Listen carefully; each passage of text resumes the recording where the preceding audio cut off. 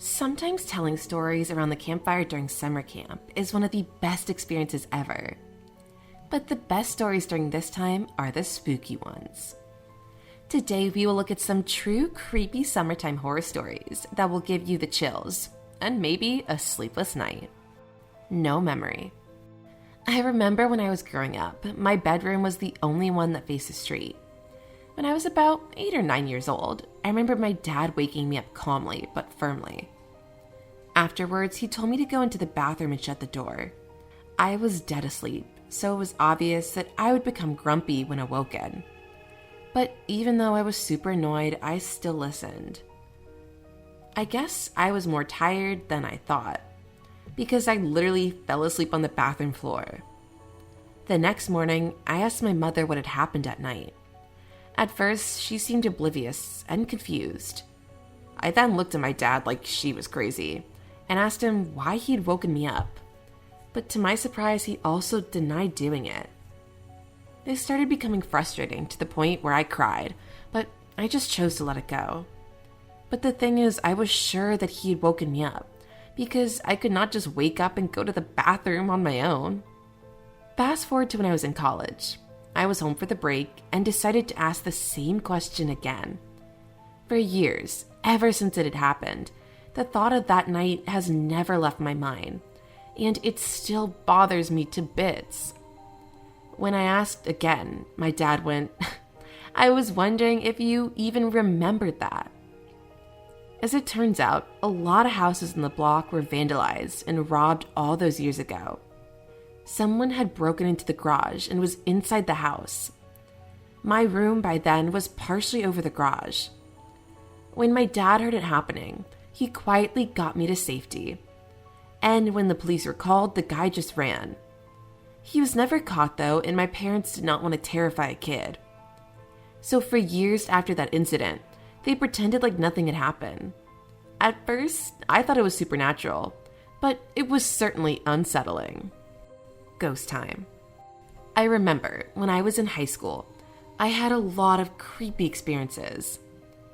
My dad's house was really old, presumably built in the early 1800s. During the time that I lived there were plenty of times that I was sitting in the living room and could distinctly hear the cabinets opening and closing in the kitchen. At the time, it was just me and my dad living in the house, and you could clearly see when his bedroom door was shut and he was asleep. But even with that, you could still hear it.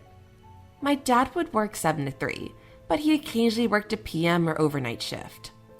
I remember this one night when he was working till 11. At the time, I was just 17 years old. At around 8 p.m. or so, I was sitting in my bedroom playing Borderlands when I heard footsteps coming from the living room adjacent to my bedroom.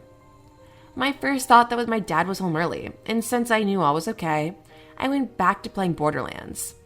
However, the footsteps never end, and it even gets to the point where I pause the game to listen.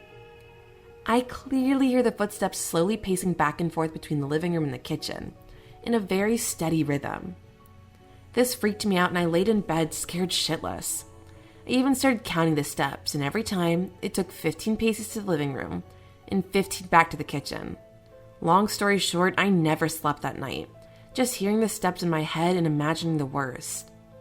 This same situation happened when I was at my mom's house, which was 2 years prior to this. Out of nowhere, my alarm clock would always go off at midnight every night. I just assumed it was broken, so I got rid of it. 2 years later, my mom got another brand new alarm clock for my room. I was also 17 years old by then. Out of nowhere, the alarm starts going off at midnight. I would think nothing of it, and so I turned it off. It happened again the next night, and then my sister reminded me of the old one I had that did the same thing. This made me curious, and I checked to ensure no alarms were set.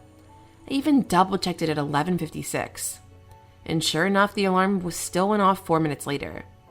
This freaked me out, and I threw the alarm clock out. That next night, my dad had me over, and I had a friend of mine come over. On this night, my dad was working the night shift. He left for work at around 2 a.m., and my friend had come with an iPad dock to listen to music on. We didn't have the clock set or anything, and my friend knew nothing of these last couple of nights, so I knew he was not joking around with me. About 2 minutes after my dad left, we heard an alarm clock in my room. I went in, and you know how if you just plug in a clock without setting it, the numbers will just blink on and off? Well, it was definitely doing that, and as soon as I picked it up, the clock set itself to 12 and then just went off by itself. My guess is there was some sort of paranormal activity. Mommy. I remember when I lived in a very large farmhouse that was converted into 2 apartments. The house was known as the old boys' home. It was once used to house boys with behavioral issues, but it was closed down due to reports of molestation. Anyway, I was living here with my boyfriend and 3-year-old daughter at the time. The bedroom we were in had a large fireplace that had been boarded up and painted over. I decided to push my bed against it one day while I was rearranging things. It was like a headroom. That night around 1 a.m., I heard a small voice calling Mom, Mom, Mommy. I sat up in bed but did not see anything. I then reached over my boyfriend, trying to grab my daughter and put her in our bed. I kept feeling around, and I was still hearing the voice, but I could not feel her. When my boyfriend woke up, he turned on the bedside lamp and asked me, "What the hell are you doing?" I explained that Amelia, our daughter, was trying to get in our bed, and I was reaching for her. But to my surprise, there was no one there. And when we checked on our daughter, she was sound asleep in her room. The next night came, and around 1 a.m., my dog started to whimper at our door. My boyfriend got up to take him outside, and I was alone in bed. But you know that feeling in bed when someone lies down next to you? Where the bed pushes in and there's a warmth in your back? I felt that, and just thought that my boyfriend was back in bed. I rolled over to hold him, but my boyfriend was not in bed. And almost immediately, I felt the bed release some pressure. Whatever was lying next to me had gotten up in that second. The next day, I moved my bed to the other side of the room, and I never had another incident in the 2 years that I remained in that house. Do you have a creepy experience that you think would be creepy enough to tell in the summer? Feel free to let us know in the comments section below.